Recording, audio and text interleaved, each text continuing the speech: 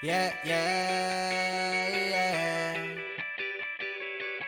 I'm still here after all these years, after all these tears I shed. I'm still here and I'm walking this earth like I should be. There was days that I didn't know if I would be. Yeah, yeah. Now I stand tall with my feet in the ground and my head in the clouds. 'Cause I'm still here like I should be. Yeah, yeah, like I knew that I could be. Here we go, here we go.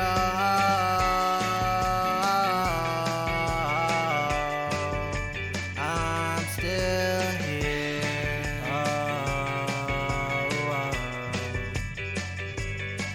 I'm here.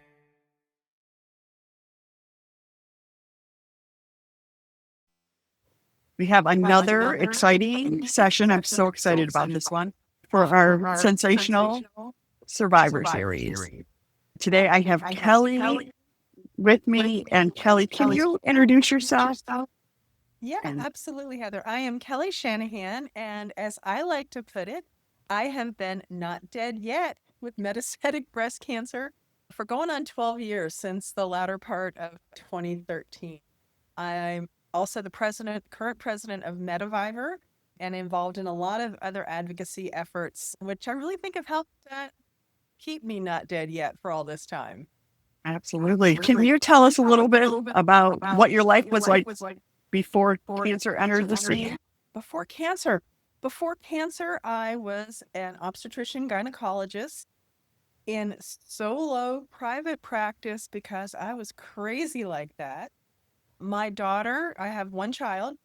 My daughter was 9 years old when I was diagnosed with early stage breast cancer in 2008. And I thought this cancer thing was a bump in the road. I live at Lake Tahoe.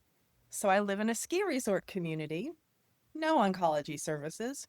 And so I chose to have a mastectomy because I didn't have time to drive every day for radiation. I had my practice to take care of. I had my daughter.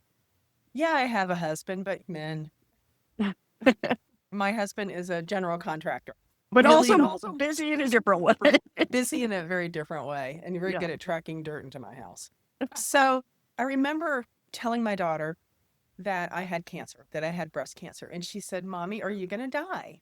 And I said, Someday I'm going to die. The dog's going to die. The cat's going to die. We're all going to die. But I'm not going to die from breast cancer because I'm going to kick its ass. So after I paid her a quarter for saying the A word, she was satisfied. As I mentioned, I chose to have a bilateral mastectomy because we don't have all these cancer services. So I went to San Francisco, had a bilateral mastectomy, started the reconstruction process. I did have a positive lymph node, so I had to go on 4 months of IV chemo. And I thought, okay, I'm done. This is fine. I'm done. I had the surgery. I threw the poison at this stuff. I'm fine. Besides, breast cancer is no big deal. That's what we're told. That's what the tropes are. So scared, or I were you? wasn't in the least Okay. bit scared. It was a pain in my butt. I had to take some time off from work, although I was back in my office within 2 weeks. I had drains in still, and I couldn't, you're not supposed to lift your arms. And so I was like No. scooting my stool really close to the patient to do their pap smears and stuff. I was back in the operating room operating on people at about the 4 week mark. I did have one of my friends, a general surgeon, assist me on my cases my first few weeks because I didn't think I had full strength back. But I really thought it was this bump in the road until 5 years later when I was walking up the stairs in my office and I sneezed and had horrendous back pain. And I'm like, pulled a muscle and it didn't get better. And so I got massages and I saw my chiropractor and it got worse. And I'm like, I bet I herniated a disc. It did not cross my mind that it could be the cancer bat. Ironically, I was subletting my office one day a week to an oncologist from a nearby town. And he saw me limping one day and he's, Didn't you have cancer? And I'm like, Years ago, cured because that's what we're told. And I eventually had scans done and I had metastases in every bone in my body. I had broken a vertebra. That was the pain. I was about to break my left leg and happened to be my birthday. Kelly. Because when I was like, yeah, I need some scans, let's go look at an MRI of my back, prove it's a herniated disc. And, yeah, I did have cancer. I'll get a PET scan. I ordered the tests on myself. And when I was looking to schedule it, I had 6, 8 weeks out from when I realized I needed imaging, was like, oh, it's my birthday. I only have a few people on the schedule already, and we'll just move them, and I'll go get these pesky scans, and then I'll go shopping, and maybe I'll get a Enjoy my mani-pedi day. before we go out to dinner. Yeah, none of that stuff happened. I literally, like I said, metastases from head to toe, almost everywhere they look at with a PET scan. Did they tell you right away? That was one of the privileges of being a physician. Yeah. And I had the imaging done at a freestanding imaging facility where I sent a lot of my patients, not at the hospital where I practiced. And so I had that privilege where I could go and look at the films, look at the images with the radiologist right away. So I knew right away. The schedulers who knew me well, they're like, Dr. Shanahan, order this stuff on yourself. We'll schedule it. Could you give us another doctor's name? So I gave them this oncologist who was subleasing my office's name. And so within 2 hours of having the scans, my husband and I were in his office. My husband drove down from our home, and we were talking about the plan. I had already talked to my orthopedic surgeon friend of mine because literally I was about to break my leg. He wanted to operate on me the following day. I already had 5 patients on the schedule that I was operating on, 5 women for various gynecologic and obstetrical things. And I'm like, these people started their bowel prep already? They've drunk that gross stuff? No way I'm canceling their surgery. So the day after my diagnosis was the last day that I picked up a scalpel and did surgery. I was on the operating room table 6 days after diagnosis, and 10 days after that, I started chemo. And that was the end of my medical career. Oh, man. There's so much in there. Tell me why you were being operated on. So one of the metastases in my leg, in my left femur, was literally a hair's breadth from eroding through the bone. And if that had happened, I would have broken my leg. So my orthopedic surgeon friend, and again, I was a gynecologist, so like I believe in surgery. Radiation to me is like magic. It's whoa, that's like what? I can't see this stuff. I can't touch this. And also, we didn't have any radiation facilities. I would have had to have driven to Nevada an hour or so away to get radiation therapy. So my orthopedic surgeon friend was like, I want to put a rod in your femur before it breaks, and don't trip between now and 6 days. Yeah, I just wanted to clarify that for everybody else. Right. Yeah, because surgery is not normal after this diagnosis. But when you're about to break and radiation therapy would have been a very viable alternative, but it just was an alternative for me where I live, and also my kind of bias towards when in doubt, cut it out or take a scalpel to it. I've had a million surgeries myself, so I'm on board with it. Yeah. Let's talk about processing, letting go of this fear that had probably defined you, I would guess. Oh, yeah. I used to say that the MD after my name stood for mom and doctor in that order. And my daughter would sometimes argue that the order was reversed when I would not go to her soccer game because I was on call, or I would leave in the middle of something to go deliver one of my patients. But yeah, being a doctor wasn't just what I did, it was who I was. I was able to putter around in the office for a little while, but I did have IV chemo and I developed neuropathy. And it was like, I can't, it's not safe for me certainly to operate. I had already stopped delivering babies before my diagnosis, so that wasn't something I had to give up. But I love surgery, and I was a really good gynecologic surgeon. But I'm like, I can't, my fingertips are numb. I can't hold a scalpel. And then I was like, I don't know if I can feel somebody's breast lump or feel somebody's ovarian cyst. So I came to the conclusion that I had to stop practicing. And this was like a year or so after the diagnosis when I realized that this numbness was not going to go away. And that was really hard. Again, I was very fortunate and very privileged in that I had an excellent long-term disability policy. I qualified for Social Security disability, and unfortunately, being in private solo OBGYN practice, married to a man who also worked for himself, we had to buy our own insurance. I didn't Yeah. have some employer to fall back on. So my insurance premiums took out half of my Social Security disability payment for those first couple of years until I qualified for Medicare based on disability. But that was super hard. And it was also super hard because about the time I stopped practicing medicine, my daughter was getting ready to go off to college. And I'm like, she's going away. She doesn't need me anymore. Like, Yes. why am I using oxygen up on this planet? Come to find out that even when they go off to college, they still need you. Yeah. And that was brought home by the fact that 2 weeks after we moved her into the dorms, I get a phone call. Hey, Mom, where are my tampons? And I'm like, okay, like, I helped you unpack, but did you look in your room? So I Right. realized, okay, she still Yeah. needs me. And here, almost 12 years later, I still get the phone calls now from her in New York, like, how do you do this? How do you do Yeah. that? But that's about the time that I became really involved in an advocacy. I started volunteering for MetaVivor. I found the patient conferences like the Living Beyond Breast Cancer Metastatic Conference. I started meeting other people with metastatic breast cancer.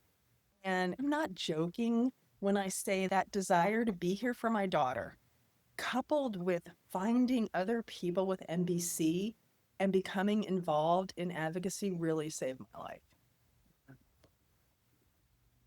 That's awesome. It's so challenging for people to figure out what comes next, how to move through this. I don't know if it's easier or harder to try to juggle a former career or have to just give it up completely. Yeah, and I really admire the people that are able to continue working. There are probably some things that I could have done. I certainly couldn't do surgery, and I certainly couldn't do anything involving physical exams, and I wasn't ready to sell my soul to the devil and work for an insurance company. That's for Yeah. damn Yes. sure. They'd have fired me anyway because I'd been like, oh, the doctor wants to do it. Exactly. I'd be the I same wouldn't have way. lasted long in that. So, yeah, so that was, again, it was really hard. And so many people talk about a positive attitude. And there are three things I'm positive. I am positive that this disease will kill me before my time. Okay. I am positive that research is my best hope to live as long and as well as possible. And I'm also positive that I'm going to keep on living for as long as I can. Yeah. And I just get up every day, put one foot in front of the other, and again, really keep super, especially now as president of MetaVivor, it's almost a full-time unpaid job. Yeah. I derive such satisfaction from it. It really, these things that I have done in the advocacy space have really filled me as much as my career in medicine did. Yeah. Do you want to talk more about MetaVivor and I would love to. what your I whole always love to mission talk. is? I I- love to talk about Yeah. MetaVivor.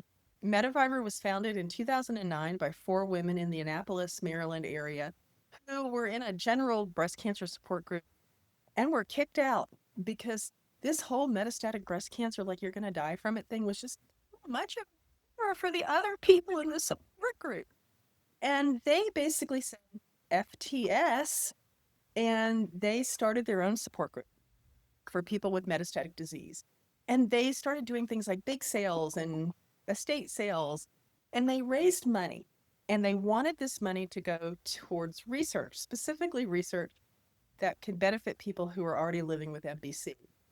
They contacted multiple institutions and they were told, we guarantee, like, we could do breast cancer research, we guarantee it'll be metastatic. So they said FTS again. Yeah. And decided that they were going to administer the grants themselves.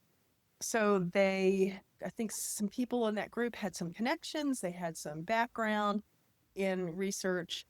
And so they sent out this request for proposals. The very first grant was awarded in 2010. It was $50,000. And it was awarded to Dr. Danny Welch, who is currently at the University of Kansas and is a basic science researcher who has done so much research into the hallmarks of metastases. Danny is on our scientific advisory board and is just an amazing human being. So that's how MetaVivor started. And from that very first $50,000 grant in 2010, we have now, as of the end of 2024, we have awarded 218 grants totaling $37.25 million. Our current grants, every year we award two grant mechanisms.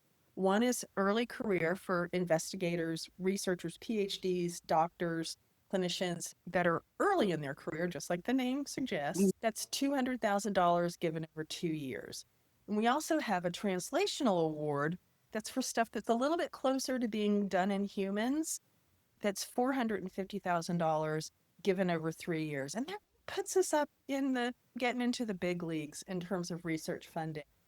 Every once in a while, we throw in a special grant mechanism. So for 2025, for the first time ever, we have a quality of life award.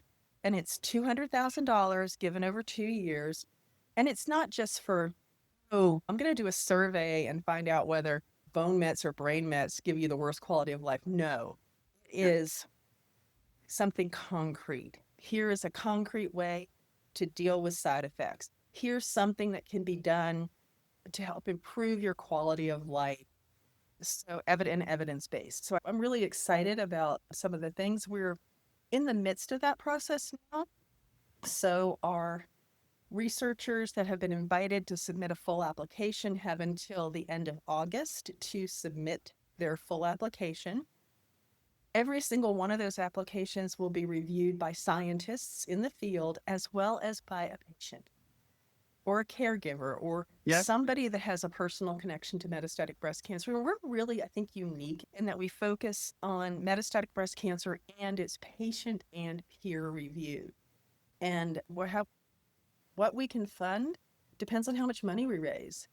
We don't raise money in 1 year to fund grants in the next year. It's like whatever money we raise in 2025, that's how many grants we're going to be able to fund. And the need is really increased with all the craziness that is happening right now in our nation's capital, and all the cuts to NIH funding and all the big federal programs and the uncertainty around it. Oh, today we're not going to allow NIH to give money to anything outside the NIH. Oh, day after tomorrow, we're going to let them. So we normally get about 100 what are called letters of support or letters of intent. Hey, I want to apply for a grant. Here's what I'm going to do. And then a certain number of those are invited to submit a full big application. Normally it's 100. We got 195 this year. So the way I look at it is, oh my God, we got to raise double the amount of money that we normally do. And again, that's hard in these times when there's also so much, people have so much economic uncertainty. But we believe in our mission. The 3 pillars of MetaVivor are research, advocacy, and support. We are working on our advocacy big push right now. We will have, again, an in-person stage 4 stampede, we call it, where we will gather in Washington, D.C. with hopefully a lot of supporters, and we'll be doing something new this year. We're doing an educational day. So we will be having a program where we can talk about the facts about metastatic breast cancer to make sure that everybody that goes and talks to their representatives the next day are armed with the facts. So advocacy is another one of our pillars. And every year we do something called the Stage 4 Stampede in Washington, D.C. This year it will be October 6th and 7th. And new this year, we are adding an educational component where we'll be talking about the facts about MBC, empowering everyone with the knowledge about the incidence of MBC, the different subtypes, all these other needs. We'll also be getting an update on our research. We're having one of our scientific advisory board members from Baltimore come down and talk to us, and hopefully another researcher that we funded. And then we'll learn about the issues that we'll be talking to Congress about the next day. It's exciting to hear about what you're doing and I've been a part of, I went to a diet, and again, I'll take this. I believe that was with MetaVivor. It was MedUp. So MedUp. It was MedUp. Okay. But for a couple of years, MedUp worked with us. And so there would be a die-in. At the same time, we did the whole Hill Day. Yeah. And MedUp is no longer in existence. So now what we do is we have on the march from the whatever hotel we're staying at to the Capitol. On the day we go visit the representatives and senators or their offices or their 12-year-old legislative aides. Yes. Oh my gosh. Doesn't DC make you feel old? Swear to God. But we always stop and we do a remembrance. And we'll be doing that. I think we'll be doing that again this year. We're just finalizing our plans. Information about the Stage 4 Stampede should be up on our website any second now, if it's not already. And I will say one of the most empowering things for me was walking with a group of people that understood that we were all wanting the same things, to live as long as possible, to have a good quality of life. I was there, when I was there, I met so many people. Yeah, and we're going to be able to offer some travel stipends this year. It's not going to be a huge amount of money, but at least it'll be able to help offset some of the costs. So hopefully that means more people will be able to arrive, and that will be on the website as well, which is MetaVivor, METAVIVOR.org. Awesome. Yeah. That's so cool. Are you guys active on Facebook, Instagram? Yes, we have a Facebook page. We have Instagram. We have Twitter. I refuse to call it X. I like it. So we're on all those platforms. We're not so good about putting stuff on LinkedIn. It's hard. We have an all-volunteer board. We do have some paid staffers. We have an association management company that helps us with that. But we really try to keep our expenses as low as possible so we don't have a full-time social media person. But we do have all those platforms, and there will be information on all those. We have a YouTube channel as well. So we'll have somebody with a phone that will be filming the march from the hotel to the Capitol. We also, many years ago, pre-pandemic, we had an RV, which we still have, called C2C for NBC. So the RV is getting out on the road. Okay. We are doing a kind of a short route, but we will be starting in Denver, Colorado I got to look at my spreadsheet here, on August 19th. We'll be meeting with some researchers in Denver, meeting with one of MetaVivor's peer-to-peer support groups. We have these support groups scattered throughout the country in Denver. We'll be then going to Kansas City, where we'll be meeting with Dr. Danny Welsh and talking about all the things that MetaVivor's research, the funding that we've given him over the years, like what he's done with that in terms of metastases. And then we'll be making our way east, ending up with the RV being in DC for the Stage 4 Stampede on October 6th and 7th. Again, the route will be on the website, but I do have now some confirmed dates. Again, starting in Denver at the University of Colorado Anschutz campus on August 19th. And I will be there along with fellow board member Janice Cowden. Cool. Yeah. Can we go back a little bit and talk about treatment for you? Yeah. And how that has, So again, as I mentioned, I was subletting my office to this oncologist when I got diagnosed, and I live at Lake Tahoe, and it was November. I had surgery. I couldn't walk. I couldn't drive. And so I saw this oncologist who I thought was super smart, had trained at some of the best places in the country. And I remember he said to me, I have estrogen receptor, progesterone receptor positive, HER2 negative disease. He goes, the guidelines are to put you on an aromatase inhibitor, and when that fails, to go on the second aromatase inhibitor, and when that fails, go on the third. This was pre-CDK4/6 inhibitors, pre-Ibrance. He goes, but the goal with that is just to slow things down. And I think if I put you on combination IV chemo, that we can make the cancer get smaller and you'll live longer. My daughter was not quite 15. She was a sophomore in high school. If this guy had said, cut off your left arm, I would have cut off my left arm. Yeah. Because I swear to God, this is almost 12 years later, but I wasn't sure. I was pretty sure I'd be there to see her graduate from high school. Wasn't sure I'd be there to move her into the dorms. Yeah. And I would have done anything to stay alive. And I get graduated from college. She's got her No. own life on the opposite coast now. And that's wonderful. So I went on this crazy, I don't recommend anybody does it. It is bordering on malpractice, combination intravenous chemo for 14 days. But it got me to no evidence of disease.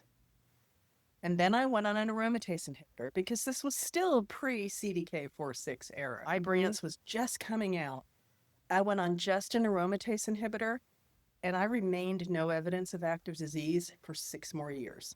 So that was super lucky. People ask me why. I'm like, blind luck, man. Sheer dumb luck. Yeah. I then had progression. I went on Ibrance at that point, along with fulvestrant, and I did pretty well on that for a couple of years. I had one spot that was active in my sternum that we zapped with radiation, got me an additional 6 months. And then I had progression again, still in my bones. And I went on a clinical trial. Okay. I went on a phase 1 clinical trial, so very early in the scheme of things. And I went on a drug that is making its way down the pipeline called palazestrant. It is a complete estrogen block. Now, I thought I knew what estrogen blockade was like. I'd been on an aromatase inhibitor since 2014 or early 2015 through 2021. I was in menopause. But man, when you completely block estrogen, it is a totally different thing. I have never had every single place in my body be so dry in my life. Like skin, horrible. But it worked, and I remained on. I was on that trial in combination with ribociclib, which is Kisqali, another CDK4/6 inhibitor, and I got 10 months out of that. That was my 4th line of therapy, so that was pretty good to get 10 months out of that. As in fact, I was one of the longest people at the time that I had progression, and then I had progression to my liver. So in 2024, I'm trying to think, what is it now? It's 2025. Yeah, about a year ago, I had progression to my liver, just one spot, and I have a couple of mutations. I have a PIK3CA mutation. I have an ESR1 mutation, although it went away after being on fulvestrant for 2 years. Really? So I went on capivasertib, which is TrueCap, which had just gotten approved like 6 months before I went on it. And I am on that along with fulvestrant, and I'm coming on a year of doing well with that. I did have my liver zapped. Yeah. My liver responded, and it shrunk by about half. But I was like, let's zap that sucker anyway. So I had radiation therapy several months ago, and I have scans coming up, so we'll see how things are working. And I keep a list of potential clinical trials. I keep a list of what my next therapies could be. I am super lucky in that I have a wonderful team of oncologists. I see an oncologist. The first oncologist I saw, I fired. I realized that there was no reason for me to be on IV chemo. Everybody in his practice was on IV chemo because he made more money that way. So I see a wonderful community oncologist in Truckee, California, which is only about an hour and a half away from me.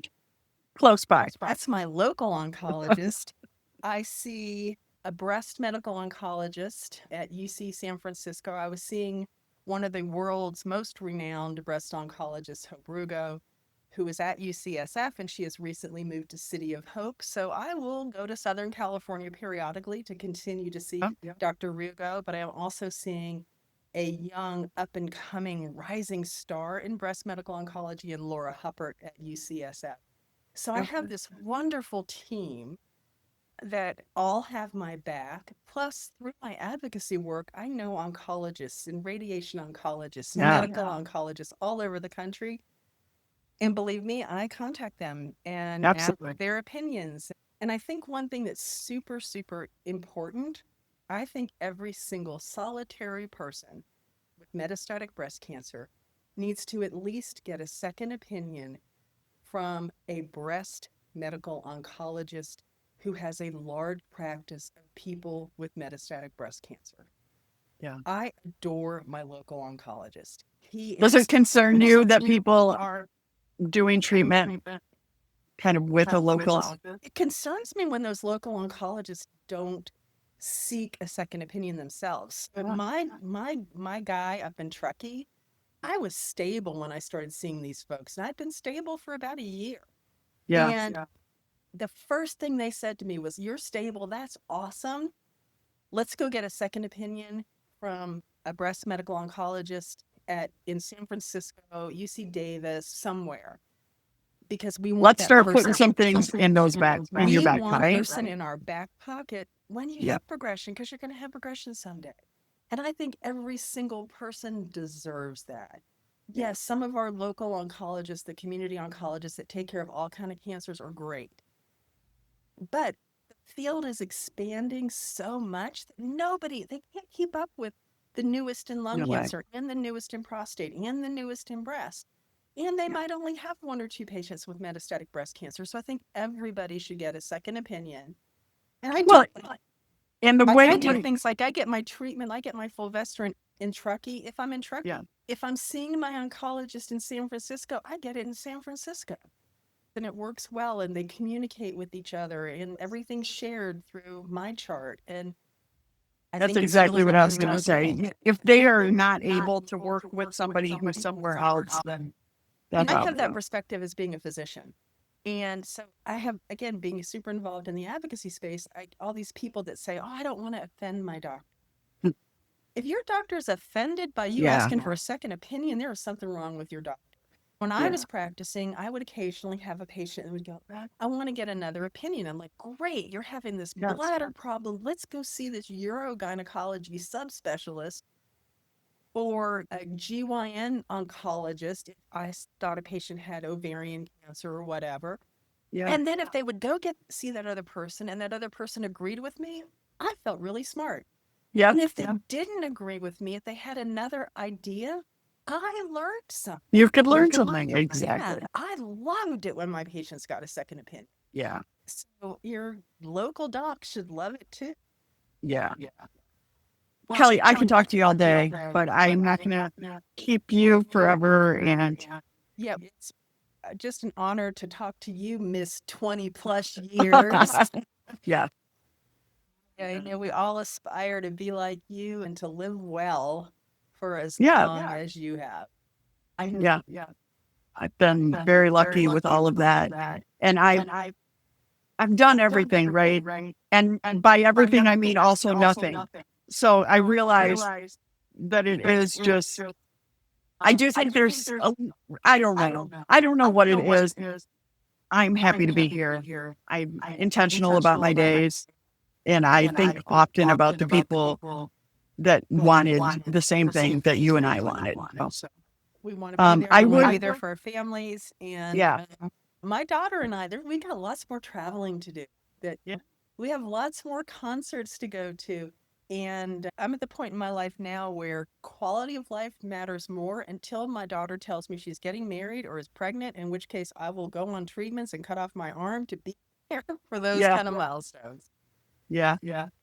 I feel the same way. I think it is a beautiful thing to realize that the opportunity to make memories is the most important. At least to me, be able to have those memories. And before we go, is there one thing that you would want people to know about life with MBC? That there is life even with MBC. And that, yeah, this diagnosis sucks and our treatments suck. And no, the vast majority of us are not going to live close to a normal lifespan. But while we're here, we can live. I feel a little bit like it's letting the cancer win if I'm letting it affect my daily thoughts in life, right? I always want to be able to focus on the things, on what my intent is for life. Yeah, it's like I could curl up in a ball and be depressed all day, but I'm still going to have MBC and I'm not going to enjoy life. Yeah, I have MBC and it sucks and I hate it. It's brought some incredible people into my life. And again, I am going to live each day to the fullest as long as I can. And I'm going to continue to advocate to my dying breath. We will put all the information about MetaVivor in the notes for the podcast so people can look you up, and hopefully you'll see some new faces Wonderful. because of Thank this. Thank you So so much, Heather. It's thanks so a pleasure much. to talk with you. I agree. Thank you. Thanks so much for watching and being a part of our community. It means the world to us. Our goal is always to help as many people as possible live well with cancer. You can help us by subscribing and sharing episodes when you hear of others that could benefit from it. We really appreciate your time spent with us and your commitment to offering hope and inspiration to others.